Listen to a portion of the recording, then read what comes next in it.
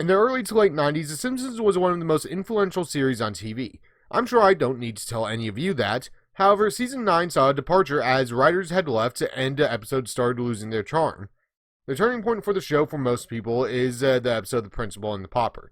I bring this up because unlike most fans, I did not grow up watching The Simpsons. It was 2005 before I saw my first episode, and I didn't see this particular episode until high school. So, I want to see if this episode is as bad as everyone says or not. So this episode begins with us following Skinner around as he does his morning routine. We also see Superintendent Chalmers sneaking around until he gets to the teacher's lounge. Good Lord!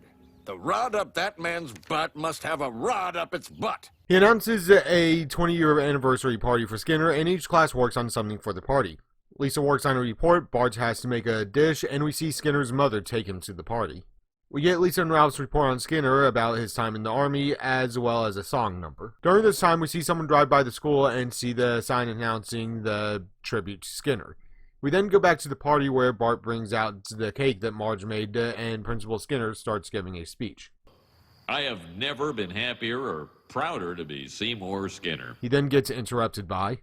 Skinner! Skinner? I'm Skinner! I feel like I don't need to go into why this is a problem. That's not what this video is about, and there are so many essays online that explain why this is a problem better than I ever could. That man is the real Seymour Skinner. But yes, the Principal Skinner we've known for 8 full seasons at this time is not the real Seymour Skinner, but an imposter. We learned the real Skinner was a prisoner of war that was sold into slave labor until the factory he was trapped in was shut down. And we learned who our Skinner really is, or was.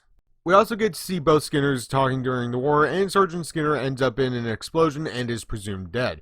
Our Skinner returns to Springfield to tell his mother that the other Skinner died.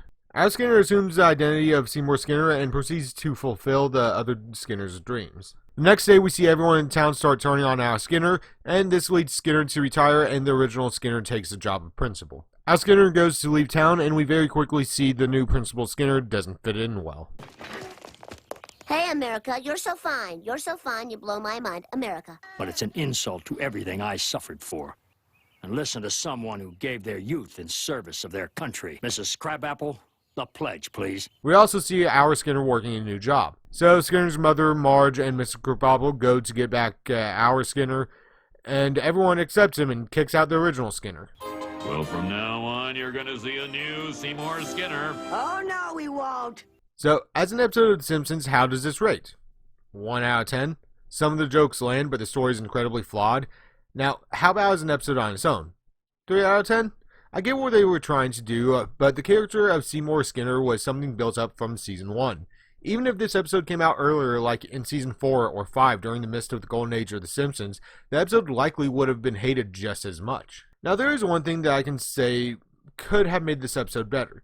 If they had made the characters of Sergeant Skinner and Armin Tarzarian spend more time together and build that relationship to be stronger, than the episode could have come off better. It still would have been bad because of the time people had invested into Principal Skinner, but it might have pulled the friend trying to fulfill a dead friend's dreams off better. Hey guys, just a quick reminder, if you want to support this channel, the best way is to subscribe and like the video. Also, if you want to see me review something, leave your suggestions in the comments below. And if you want to see each episode early, I have a Patreon, and it's only $1 a month to get everything early. Thanks for watching.